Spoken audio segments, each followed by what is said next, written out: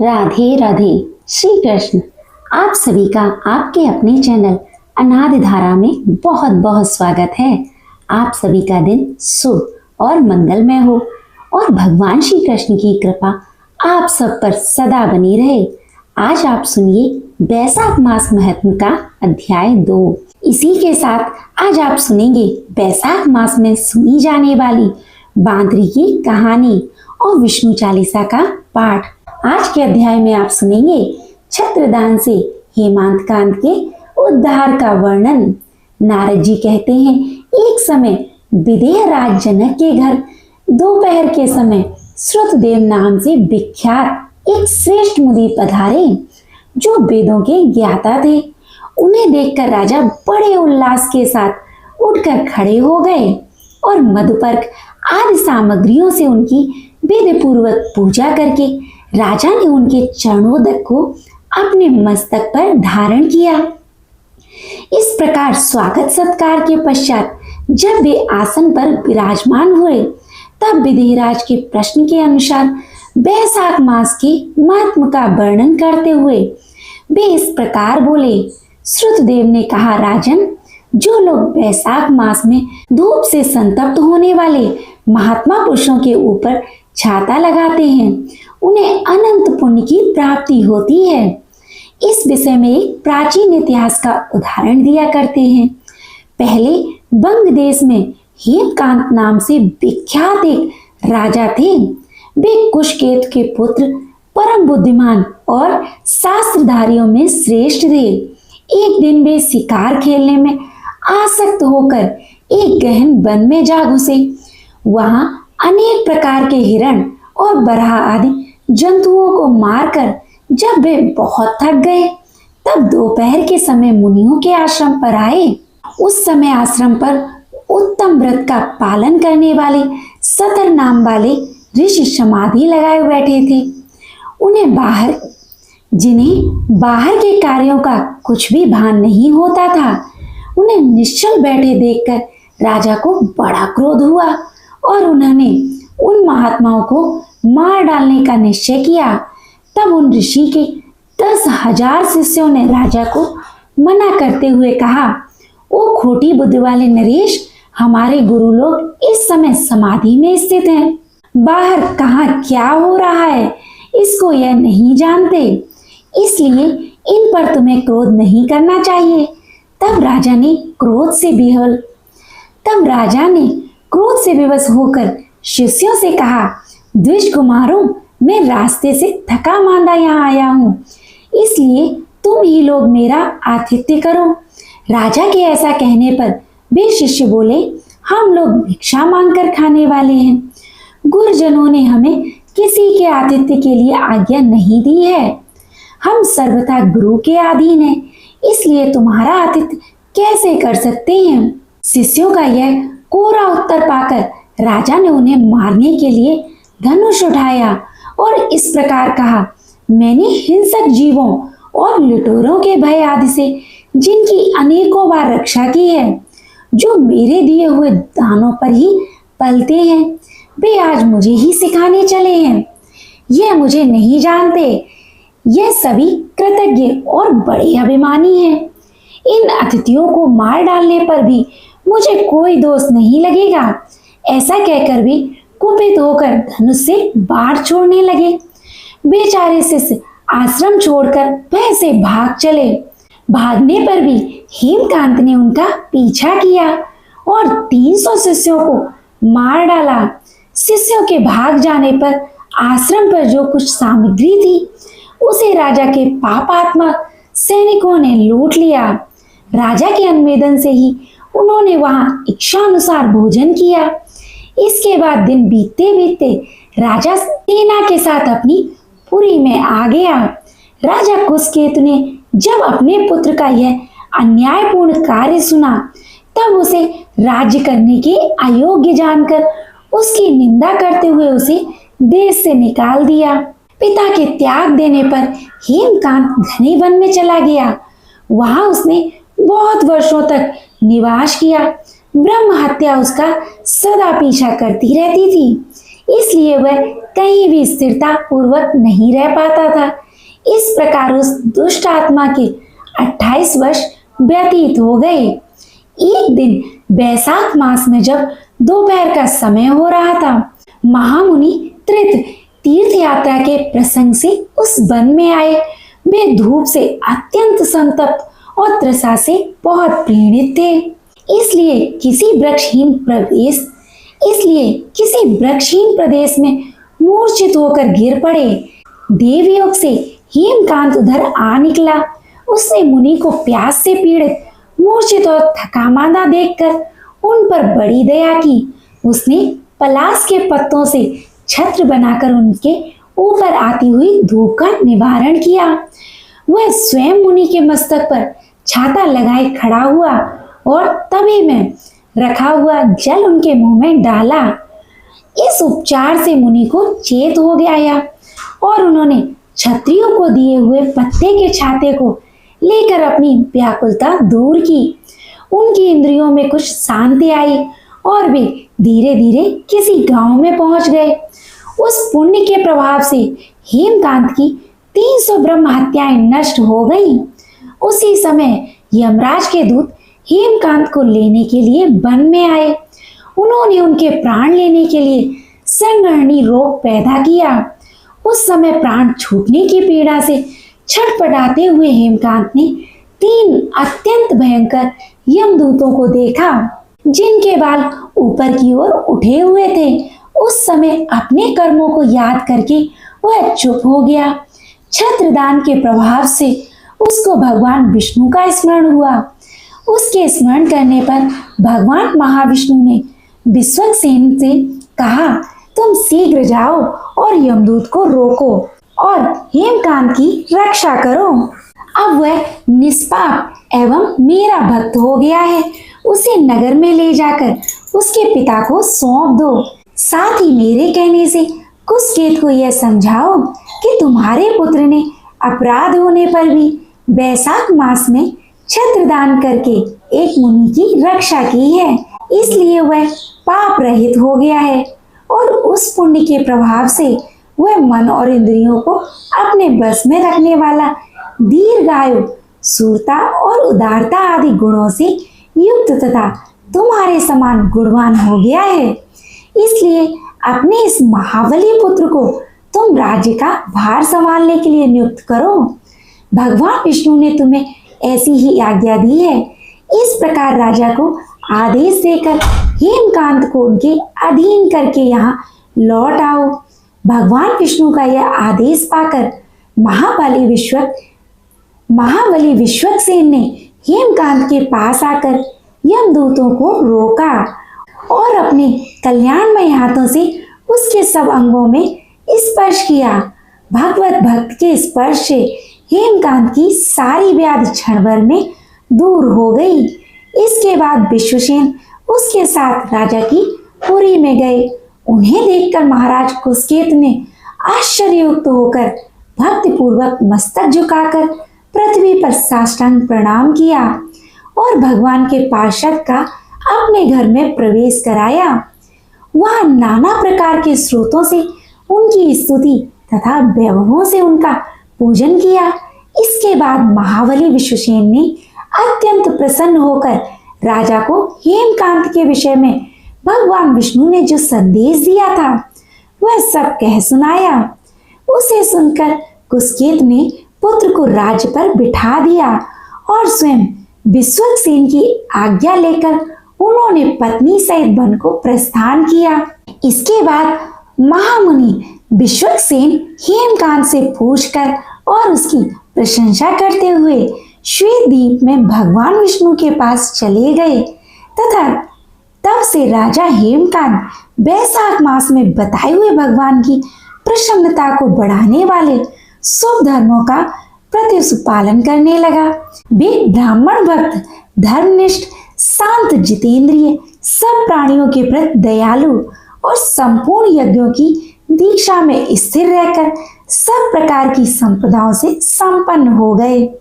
उन्होंने पुत्र पौत्र आदि के साथ समस्त भोगों का उपभोग करके भगवान विष्णु का लोक प्राप्त किया। बैसाख सुख से साध्य अतिशय पुण्य प्रदान करने वाला मास है। पाप रूपी ईंधन को अग्नि की भांति जलाने वाला, परम सुलभ तथा धर्म, अर्थ, काम और मोक्ष चारों पुरुषार्थों को देने वाला मास कहा जाता है। जय श्री कृष्ण। अब सुनिए बंदरी की कहानी। एक बार एक राजा था। वह बैसाख मास में प्रतिदिन ब्रह्म मुहूर्त में उठकर गंगा जी में स्नान किया करता था। राजा का आदेश था कि मुझे पहले गंगा जी में कोई भी स्नान नहीं करेगा। राजा जब गंगा जी में स्नान करने जाते तो उन्हें प्रतिदिन शांत जल की जगह पर हिलता हुआ जल दिखाई देता। तब राजा को संदेह हुआ कि निश्चय ही कोई मुझसे पहले आकर स्नान करके चला जाता है। इसलिए राजा ने नदी के तट पर पहरेदार बिठा दिए। गंगा जी के तट पर एक वृक्ष था। उस पर एक बंदरिया रहा करती थी। वह हर दिन राजा के स्नान करने से पहले ही स्नान करके वृक्ष पर चढ़कर बैठ जाती थी। इस प्रकार होते होते पूरा बैसाख मास बीत गया, किंतु अंतिम दिन राजा के सिपाहियों ने देख लिया और उस बंदरिया को पकड़कर राजा के पास ले गए और कहने लगे, महाराज, यही वो बंदरिया है जो आपसे पहले प्रतिदिन गंगा जी में स्नान करती है। उधर राजा की प्रतिज्ञा यह थी कि अगर कोई भी स्त्री मुझसे पहले स्नान करती होगी तो मैं इससे विवाह कर लूंगा। इसलिए अब अपनी प्रतिज्ञा के अनुसार राजा को उस बंदरिया के साथ ही विवाह करना पड़ा। बैसाख मास के स्नान के पुण्य से बंदरिया के गर्भ ठहर गया। 9 महीने पूरे होने पर बंदरिया ने राजा से पूछा कि महाराज, शिशु जन्म के समय मुझे क्या करना चाहिए? तब राजा ने महल में घंटी लगवा दी और बंदरिया से कहा कि जब तुम्हें दर्द हो तो उसे बजा देना, मैं सारा प्रबंध करवा दूंगा।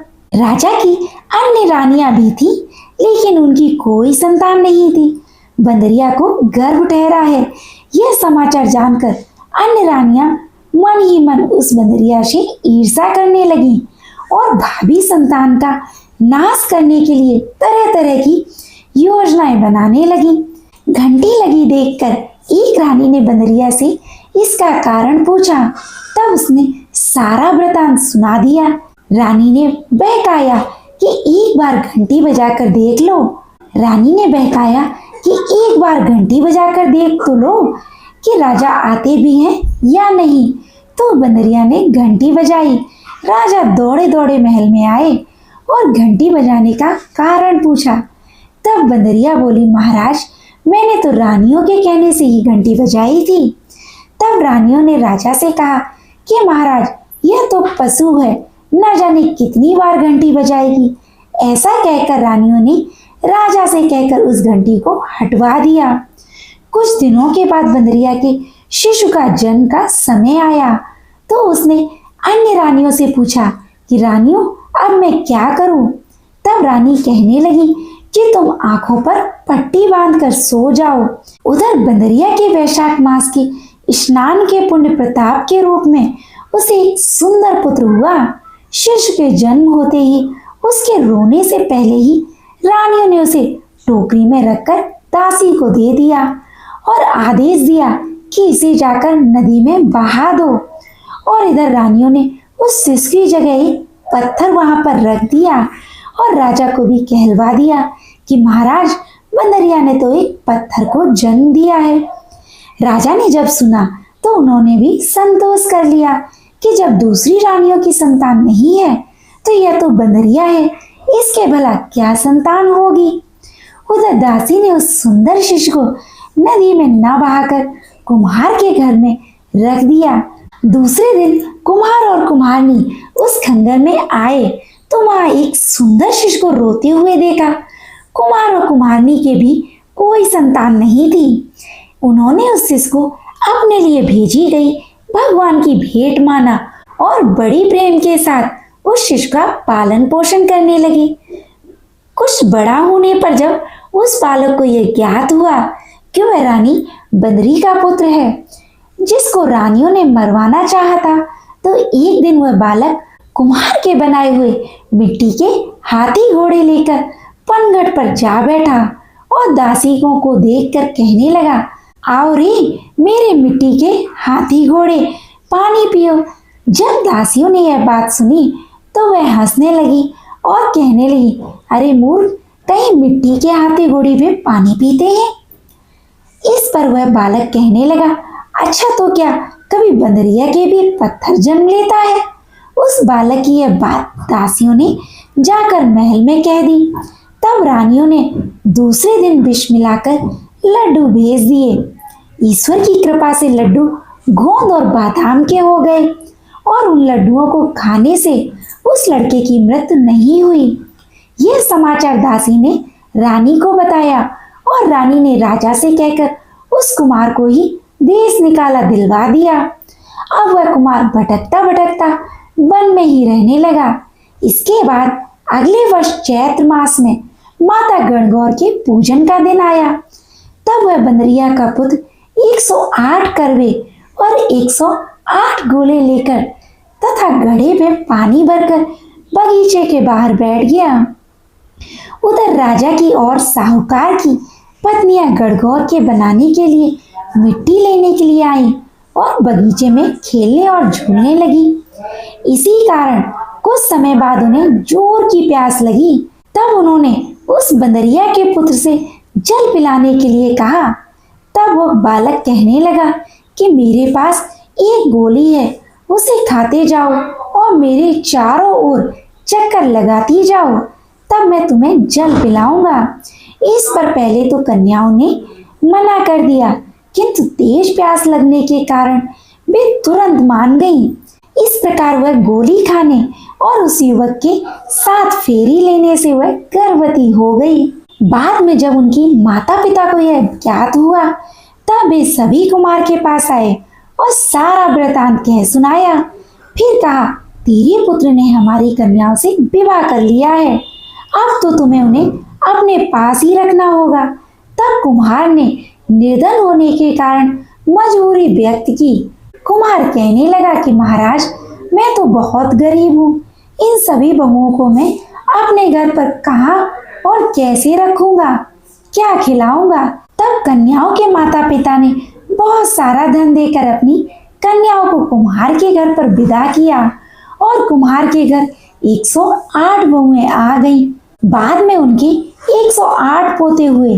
कुम्हार ने समस्त नगरी को भोजन हेतु निमंत्रण दिया और राजा को भी बुला लिया। राजा के यहाँ से रानी बंदरिया के अलावा सब भोजन करने के लिए पधारे।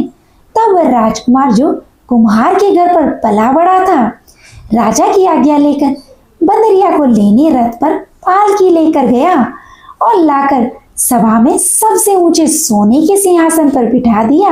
राजकुमार ने अपनी सभी पत्नियों को समझा दिया था कि बंदरिया मुझे जन्म देने वाली माता है। फिर तो एक एक बहू रानी बंदरिया के चरण स्पर्श करती गई और एक एक सोने का सिक्का और पोते को गोद में देती गई।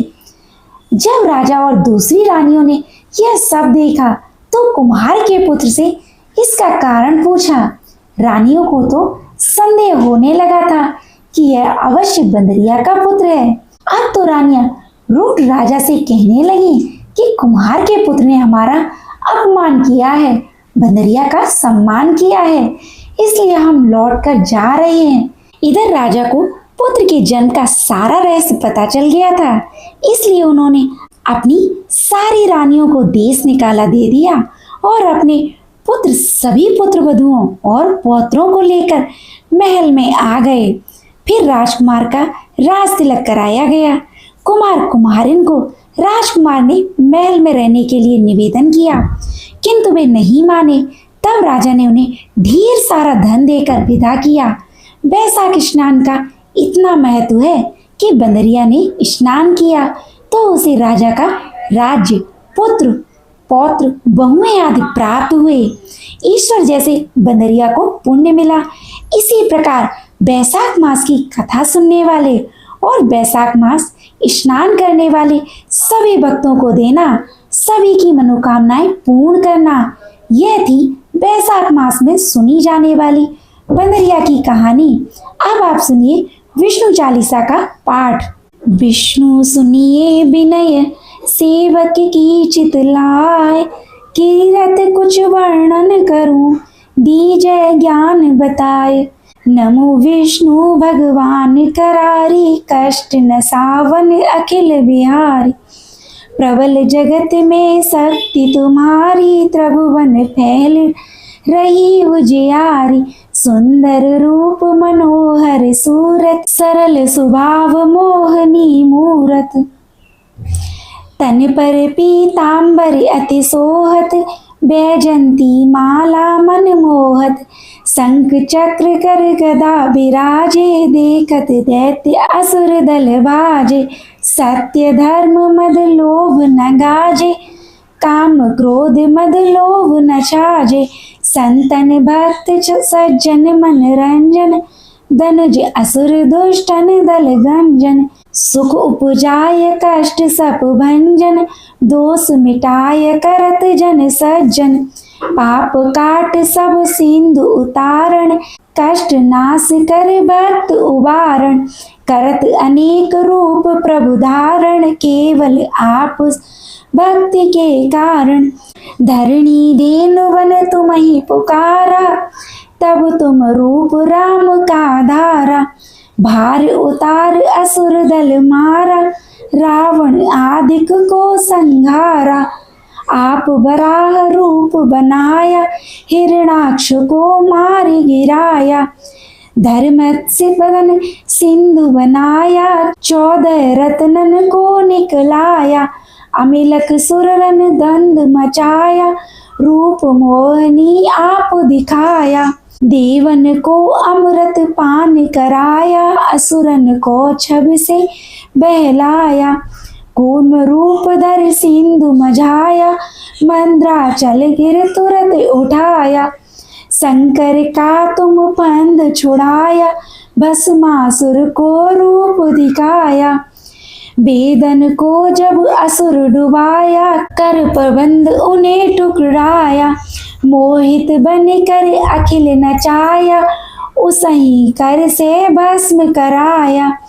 असुर जलंधर अति बलदाई, शंकर से उनकी न लड़ाई। हार पार शिव सकल बनाई, कीन सती से छल खल जाई। सुमिरन कीन तुम्हें शिवरानी, बतलाई सब विपत कहानी। तब तुम बने मुनीश्वर ज्ञानी, वृंदा की सब सुरति बुलानी। देखत 3 धनुज सैतानी, वृंदा आय तुम्हें लपटानी। हो स्पर्श धर्म क्षतिमानी, हना असुर उर शिव सैतानी। तुमने शुभ प्रहलाद उबारी, हिरणाकुश को अधिक खल मारे। गणिका और अजामिल तारे, बहुत भक्त भव सिंधु उतारे। हरऊ सकल संताप हमारे, कृपा करऊँ हर सिर जनिहारे। देखूं मैं निज दर्श तुम्हारे, दीन बंधु भक्त हितकारी। चाहता आपका सेवक दर्शन करऊं, दया अपनी मधुसूदन। जानु नहीं योग जब पूजा, हो यज्ञ स्तुति अनुमोदन। शील दया संतोष सुलक्षण, विदित नहीं व्रत बोध विलक्षण। करऊं आपका किस विधि पूजन, कुमति बिलोक होति दुख भीषण। करऊं प्रणाम कौन विधि सुमिरन, कौन भांति में करऊं स्मरण। सुर मुनि करत सदा शिवकाई, हर्षित रहत परम गति पाई। दीन दुखिन पर सदा सहाय, निज जन जान लेव अपनाई। पाप दोष संताप नशाओ, भव बंधन से मुक्त कराओ। सुत संपत्ति दे सुख उपजाओ, निज चरणन का दास बनाओ। निगम सदा ये विनय सुनाओ, पढ़े सुने सो जन सुख पावे। श्री विष्णु चालीसा समाप्त होती है। प्रेम से बोलिए भगवान विष्णु और माता लक्ष्मी की जय। आपको आज की कथा पसंद आए तो वीडियो को लाइक कीजिएगा, शेयर कीजिएगा, कमेंट में भगवान विष्णु और माता लक्ष्मी की जय अवश्य लिखिएगा और चैनल को भी सब्सक्राइब कीजिएगा। इसी के साथ प्रेम से बोलिए श्री हरि विष्णु की जय।